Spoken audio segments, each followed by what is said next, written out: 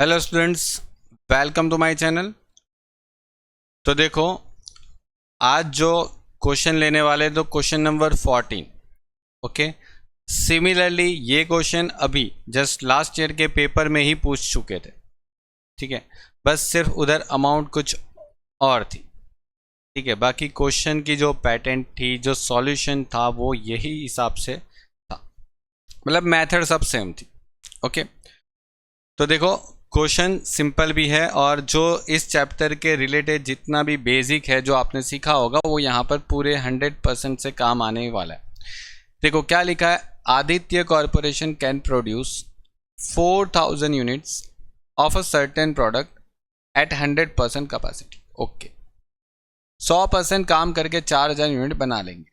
ठीक है, आगे बात ये बोलिए कि 2012 के अंदर उसने 2012 के अंदर फर्स्ट मंथ में 2012 के फर्स्ट मंथ में कितने यूनिट बनाए? 2800 यूनिट्स मैन्युफैक्चर किए। और यहाँ पर उसने मार्च 2012 के अंदर 3600 यूनिट्स को प्रोड्यूस किया। ठीक है, मतलब यूनिट्स आपके पास अवेलेबल है। आपको यहाँ पर यह बोला गया कि repair, power, shop labour, consumable store, salary, inspection, depreciation और बाकी नीचे देखो क्या लिखा है, the rate of production per hour मतलब 10 यूनिट बनाओगे, मतलब 1 घंटे काम करने बैठोगे तो 10 यूनिट बन जाएंगे। मतलब समझो 1 घंटे काम किया 10 यूनिट बना दिए, दूसरा 1 घंटे काम किया 10 यूनिट बन जाएगा, मतलब 20 बन जाएगा फिर। ठीक है, 2 घंटे का मिला के।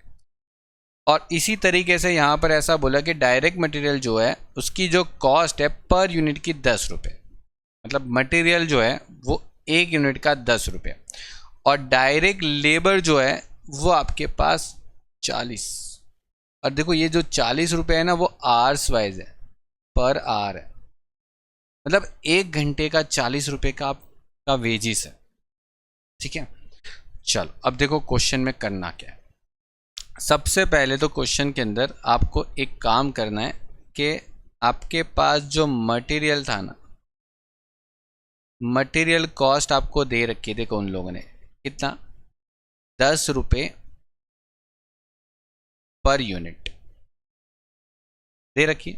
ओके, अब क्वेश्चन के अंदर क्या बोला गया, you require to compute the cost of production at 100%, 80% और 60% capacity under the flexible budget. Okay, आपको 100, 80 और 60% पर काम करना है। ठीक है, 100%, 80% और 100 मतलब 60% पर आपको मैन्युफैक्चरिंग की जो आपकी पूरी जो कॉस्ट सीट है वो बनानी है, फ्लेक्सिबल बजट। और show your working. Okay, working भी बताना, देखो कैलकुलेशन भी आपको शो करनी। अब देखो यहाँ पर ध्यान से, आपको यहाँ पर जो डायरेक्ट वेजेस जो है उसका यहाँ पर कुछ निकालना पड़ेगा। आपके पास जो डायरेक्ट वेजेस है ना वो रुपीस मुझे पर यूनिट चाहिए, लेकिन इन लोगों ने पर यूनिट नहीं दे रखा है, इन लोगों ने पर आवर दे रखा है। देखो 1 घंटे का कितना वेजेस है? 40 रुपये, मतलब 1 आवर्स अगर आप काम करवाओगे अपने मजदूर के पास तो उसको 40 रुपये का पेमेंट करोगे, ये बात खत्म। लेकिन 1 घंटे के अंदर वो कितने यूनिट्स बनाएगा? यूनिट्स कितने बनाने वाला है? देखो 1 घंटे के अंदर कितने यूनिट्स बना रहा है? 10। तो यहाँ पर 10 यूनिट बना रहा है।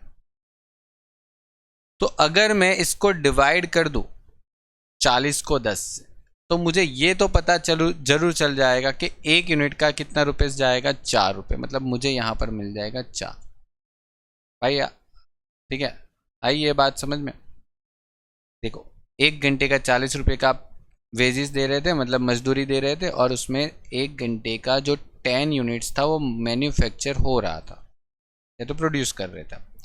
तो आपकी जो वेजेस है वो आपको पर यूनिट निकालनी हो तो क्या करोगे? 40 को 10 से डिवाइड कर दो, आ गया 4 रुपये, ख़त्म काम। ठीक है, इसको आप जब भी ये बनाओगे फ्लेक्सिबल बजट, उसमें यहाँ पर लिख दोगे सबसे पहला मटेरियल, दूसरा वेजेस। ठीक है, मटेरियल कितने रुपए का आया था? 10 रुपए का। वेजेस कितने रुपए का आया था? 4 रुपए। ये 10, ये 4, ये 10 और ये 4 पर यूनिट होता है ना मटेरियल और वेजेस, तो वेरिएबल कॉस्ट होते हैं। और वेरिएबल कॉस्ट पर यूनिट जब तक कुछ नहीं बोला तब तक सब में लिख दो सेम। ओके, हाँ अब देखो यहाँ पर आपको क्या बोला था कि आप 4000 यूनिट बना सकते थे, इतनी आपके पास कैपेसिटी थी 100% काम करके। तो ठीक है, वो भी काम कर लेते हैं।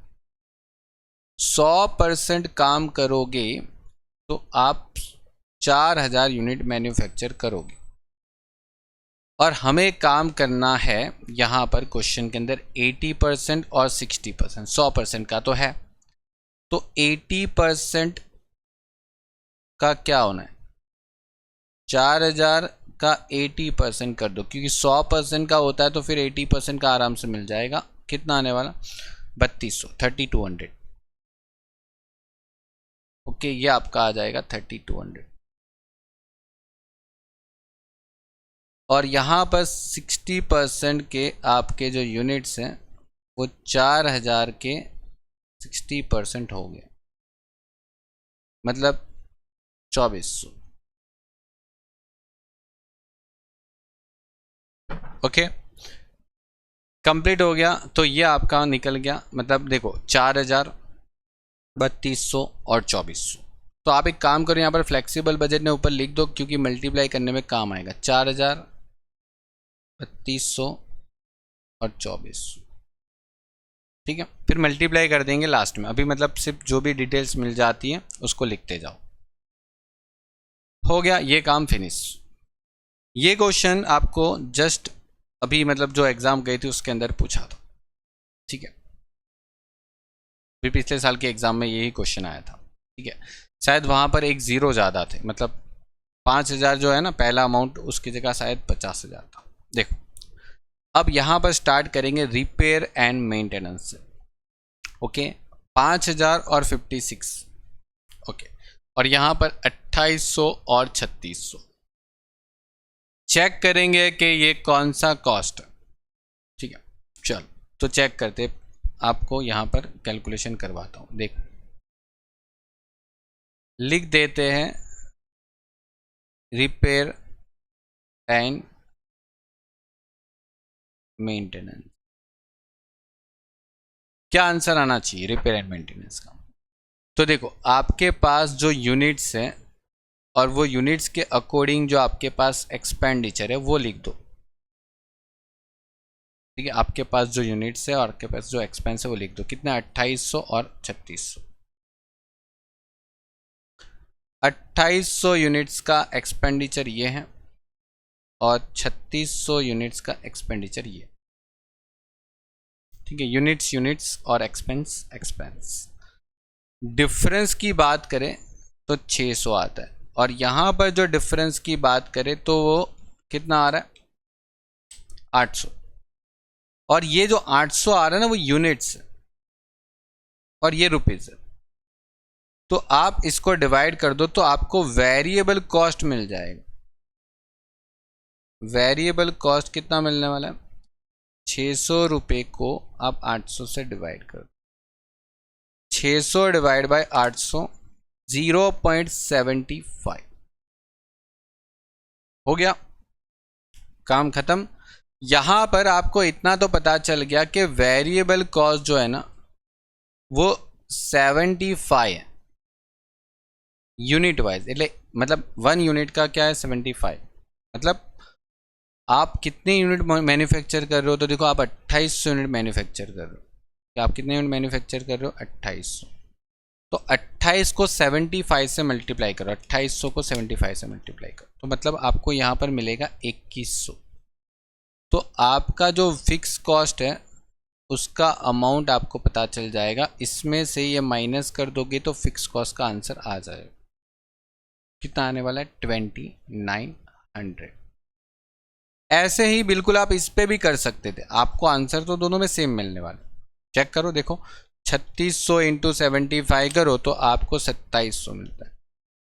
2700 माइनस कर दो तो ये तो आपका टोटल कॉस्ट था, ये जो था वो टोटल कॉस्ट था, उसमें से वेरिएबल निकाल दिया, जो रिमेनिंग रह जाता है वो फिक्स हो जाता है। हो गया। अब इसको ही तो आप यहाँ पर लिख दोगे, मतलब यहाँ पर पावर, क्या कौन सा था, पावर था ना, सॉरी रिपेयर था, रिपेयर एंड मेंटेनेंस। ओके, यहाँ पर रिपेयर एंड मेंटेनेंस लिखते, रिपेयर एंड मेंटेनेंस। ओके, चलो यहाँ पर दो टाइप के एक्सपेंस थे, एक तो वेरिएबल और एक तो फिक्स। ये 0.75 था और ये 2900 आया, ये 0.75 था और ये 2900 आया। ठीक है, ये 0.75 था और ये 2900 आया। ठीक है, फिक्स की अमाउंट में लिखते हो और यूनिट वाइज आप यहां पर लिखते हो गया, क्योंकि वो यूनिट वाइज होती है वेरिएबल कॉस्ट, वेरिएबल वेरी करता है ना यूनिट वाइज। पावर, पावर में देखो 18,000 है और उधर 20,000। ठीक है, 18,000 और 20,000, चलो तो उसका भी कैलकुलेशन ऐसे ही करना है।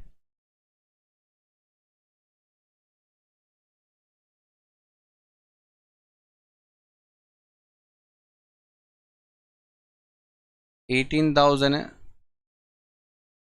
और यहां पर 20,000।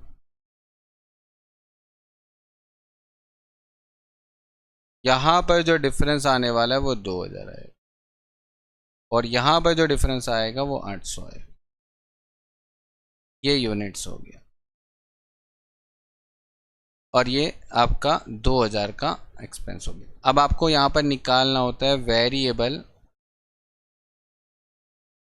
कॉस्ट, 2,000 डिवाइड बाय 800, मतलब 2,000 डिवाइड बाय 800 करते हो तो आंसर आता है 2.5।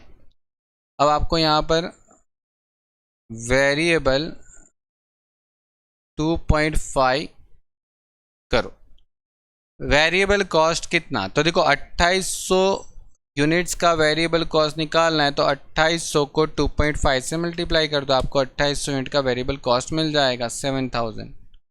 और ऐसे ही 3600 का निकालना है तो 3600 को इंटू 2.5 कर दो, आपको उसका भी मिल जाएगा 9,000। ठीक है, इसका भी मिल गया और इसका भी मिल गया, और इसको माइनस करके आपको जो भी मिलता है उसको हम फिक्स कॉस्ट बोलते हैं, और ये आ जाने वाला है 11,000 और ये भी 11,000 आ रहा है, तो फिक्स कॉस्ट 11 हो गया, वेरिएबल कॉस्ट 2.5 हो गया। तो यहाँ पर हम लिखते जाएंगे, मतलब पावर, वेरिएबल और फिक्स। यहाँ पर बात करें तो 2.5 और यहाँ पर बात करते तो 11,000। ओके, तो ये आप सब जगह लिख दो, क्योंकि क्वेश्चन में कहीं पर भी ये नहीं बोला कि ये आगे चल के कहीं भी चेंज होने वाला है।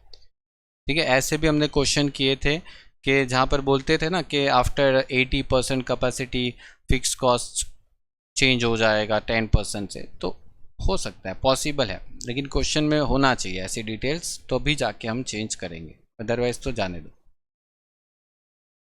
चलिए आगे बढ़ते हैं। अब शॉप लेबर, अब देखो यहाँ पर 7,000 है और यहाँ पर 9,000 है, 7,000 और 9,000। ओके, चलो यहाँ पर मैं एक अलग से कैलकुलेशन करता हूँ।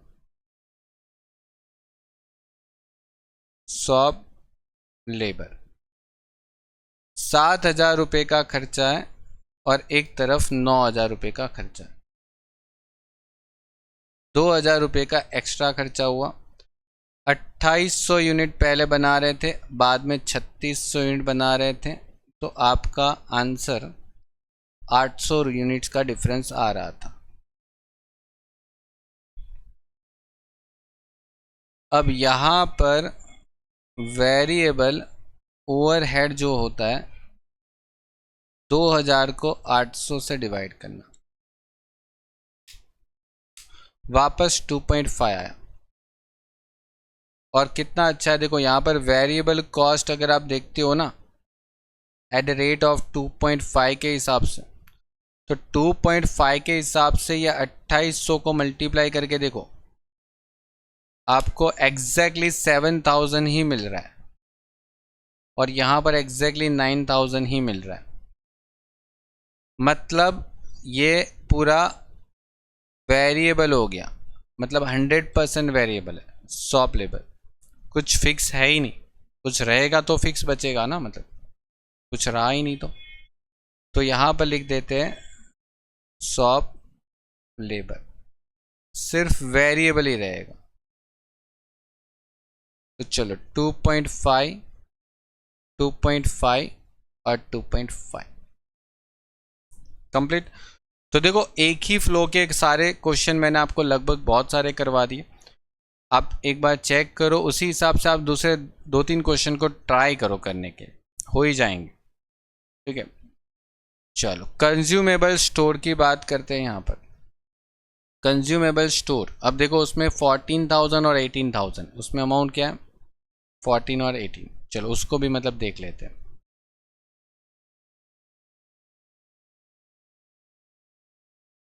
ओके, यहाँ पर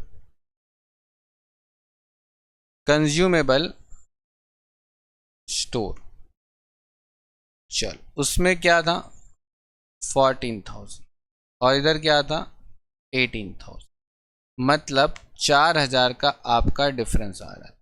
और यहाँ पर जो यूनिट्स बनते थे वो 2800 बनाते थे और यहाँ पर जो यूनिट्स बनाते थे वो 3600 बनाते थे।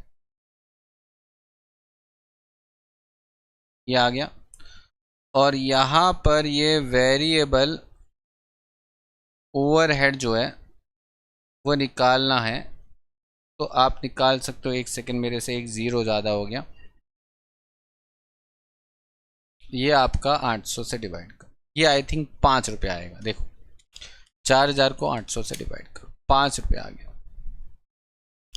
और यहाँ पर आपको वेरिएबल 5 रुपीज़ के हिसाब से 2800 को मल्टीप्लाई करो, कितना आ रहा है 14,000। अरे बाप रे, देखो यहाँ पर भी सेम आ गया। ठीक है, यहाँ पर भी सेम आ गया। 3600 को 5 से मल्टीप्लाई करो तो 18,000 ही आ रहा है। मतलब ये भी अच्छा है, सीधा वेरिएबल ही आ गया। ठीक है, अब ऐसे भी देखो मैंने आपको बहुत सारी तरीके से कैलकुलेशन बताई। ठीक है, मैं अभी सारी कैलकुलेशन एक टाइप से क्यों बता रहा हूँ, ताकि आपके माइंड में वो सेट हो जाए। यहाँ इस तरीके से भी मतलब कर सकते हैं, मतलब ऐसा कोई रूल्स नहीं है कि हाँ इसी तरीके से करो। ओके,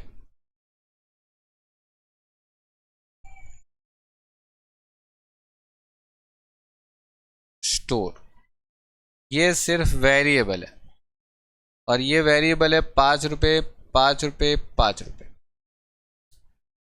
ओके, आपको देखो डायरेक्टली भी पता चल जाता है, मैंने डायरेक्ट भी आपको बताया था किस तरीके से चेक करना। ठीक है, आपके पास ऊपर यूनिट्स भी है, बहुत अच्छा है। यहाँ पर आप 14,000 को, अगर आप यहाँ पर 14,000 को 2800 से डिवाइड करते हो ना तो 5 आ जाता है। और यहाँ पर अगर 18,000 को अगर ऊपर 3600 से डिवाइड करते हो ना तो भी 5 आ जाता है। तो डेट मीन्स समझ जाने का, ये दोनों सेम आ गया तो ये वेरिएबल ही होगा, तभी जाके ये पॉसिबल है। अगर वेरिएबल नहीं होता तो यहाँ पर ये 5-5 आता ही नहीं दोनों साइड। ठीक है, ऐसे भी चेक कर सकते हो, और जैसे मैंने अभी बताया वो कैलकुलेशन करना वो भी कर सकते हो। ठीक है, हाँ आप देखो यहाँ पर तो देखो देखते ही पता चल जाता है, यहाँ पर 10 है यहाँ पर 10 है, तो कोई डिफरेंस ही नहीं है। यहाँ पर डेप्रीशिएशन देखो 10 14 14, कोई डिफरेंस ही नहीं है। तो सैलरी और डेप्रीशिएशन तो सीधा लिख दो 10-10 हज़ार सब में, या 14,000 डेप्रीशिएशन। ठीक है, चलो वो भी लिख देते हैं। यहाँ पर लिख देते हैं सैलरी और डेप्रीशिएशन, ये 10,000 सब में लिख देते हैं, और ये डेप्रीशिएशन की अमाउंट 14,000 सब में लिख देते हैं। ठीक है, तो देखो इस तरीके से आपको काम यहाँ पर करना है। ओके, चलो अभी बीच में एक बाकी रह जाता है अपना टॉपिक, वो क्या रह गया था, वो बीच में इंस्पेक्शन बाकी रह गया था। ये इंस्पेक्शन हो गया।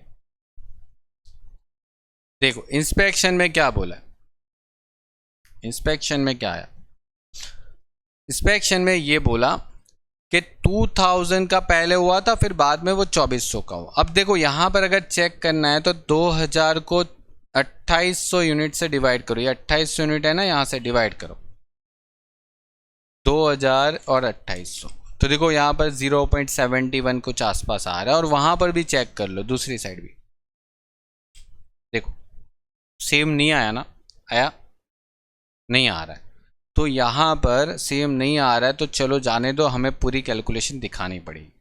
कैसे, 2000 और 2400 है ना इंस्पेक्शन,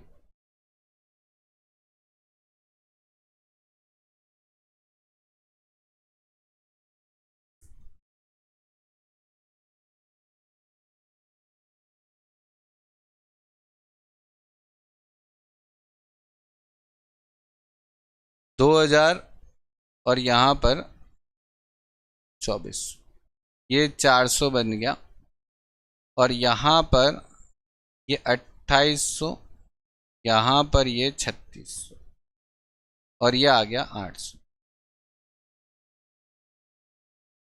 और वेरिएबल कॉस्ट कितनी आ सकती है, या तो वेरिएबल ओवरहेड भी लिख सकते हो, ये आप डिवाइड कर लो, आपको 0.5 मिलता है पर यूनिट का, ठीक है, ये जो मिलता है वो पर यूनिट आता है। और वेरिएबल कॉस्ट आपको मिलता है 0.5 से मल्टीप्लाई करके, ये आपका टोटल कॉस्ट। तो 2800 को 0.5 से मल्टीप्लाई करो ना, तो 1400 ओके। और यहाँ पर 3600 को 0.5 से मल्टीप्लाई करते हो तो 1800, तो आपको यहाँ पर फिक्स कॉस्ट की अमाउंट आराम से मिल जाएगी, माइनस करके ये भी 600 आ रहा है, माइनस करके ये भी 600 ही आएगा, ठीक है, आ गया। तो दोनों की अमाउंट ऊपर लिख दो, यहाँ पर लिख देंगे इंस्पेक्शन और वेरिएबल और फिक्स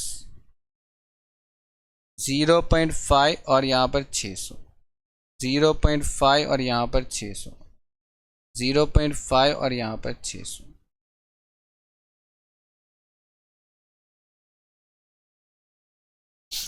ओके चल, तो यहाँ पर अभी क्या करना है, 10 को 4000 से मल्टीप्लाई करो, ठीक है, मतलब 4000 इंटू 10 मतलब कितना आ रहा है, 40,000।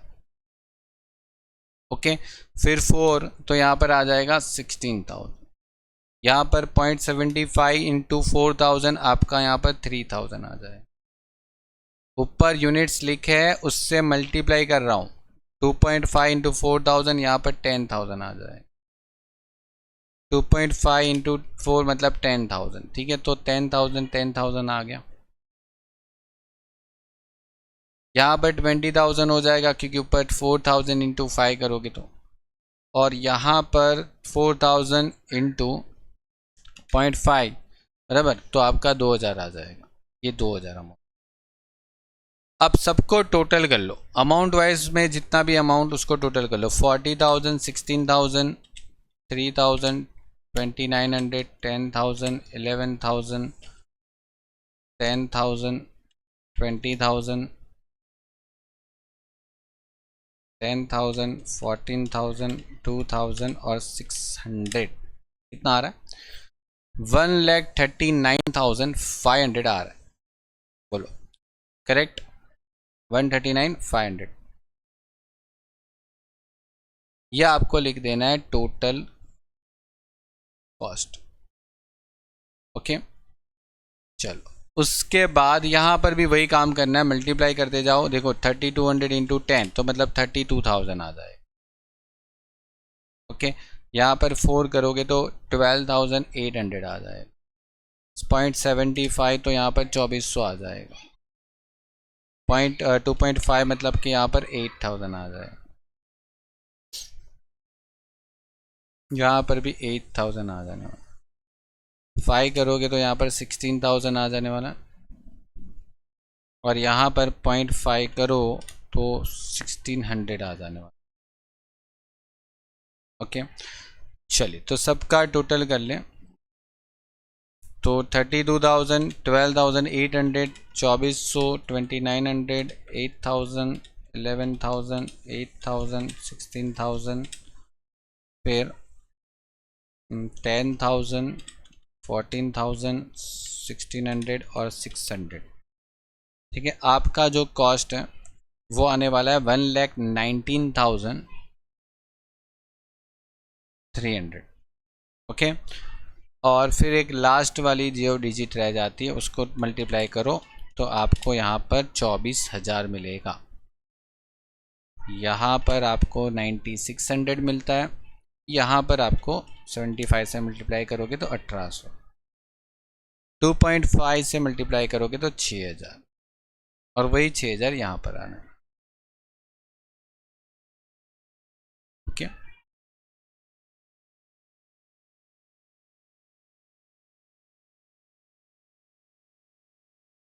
चल टोटल कर लो सबको। 24,000, 9,600, 1,800, 2,900, 6,000, 11,000, 6,000, 12,000, 10, 14,000, 1,200 और 600, कितना आ रहा है? तो 99,100 आ रहा है। ओके डन, 99,100 यहाँ पर आ रहा है। ओके, तो ये आपका पूरा क्वेश्चन यहाँ पर फिनिश हुआ। अब देखो, आप पर यूनिट की डेटा सारे निकाल सकते हो। यूनिट में जैसे मैंने मल्टीप्लाई करके अमाउंट निकाली, वैसे आप डिवाइड करके आप क्या निकाल सकते हो, जो पर यूनिट की डिटेल्स है वो भी सारी निकाल सकते हो। ठीक है, तो वो आप मतलब अब इतना काम आप अपने सेल्फ स्टडी से कर सकते हो। ठीक है, मैंने मेरा काम करके दे दिया आपको पूरा 100%। अब आप थोड़ा सा 10% वर्क खुद कर लो कि यूनिट्स है तो उसको डिवाइड करके आप पर यूनिट की डेटा निकाल लेते हो फिक्स कॉस्ट की, मतलब जहाँ पर फिक्स है वहीं पर बाकी होगा शायद, क्योंकि वेरिएबल में तो हमने सब लिख दिया होगा। तो जहाँ पर फिक्स है उसको यूनिट से डिवाइड करके आप पर यूनिट डेटा निकाल के उसको टोटल कर लो। ठीक है, बस इतना काम करना है। यहाँ पर आपको देखो क्वेश्चन के अंदर सेल्स नहीं दिया है, तो आपका क्वेश्चन यहीं पे ख़त्म हो जाता है। बस आपको सिर्फ टोटल कॉस्ट भी बोला है। ठीक है, आपको क्वेश्चन में आगे कुछ नहीं बोला, आपको क्वेश्चन में डेटा ही नहीं दे रखा है कि हमने आगे कितने रुपीज़ में बेचा। ठीक है, आपको सेलिंग प्राइस भी नहीं दे रखी, तो हम वो निकाल नहीं सकते। बस इतना ही आपको करना है। ओके चलो, तो कंप्लीट करते हैं ये क्वेश्चन को, और आपने एंड से भी आप कंप्लीट कर लो, फिर आगे नेक्स्ट लेक्चर के अंदर नया क्वेश्चन लेते हैं। ओके।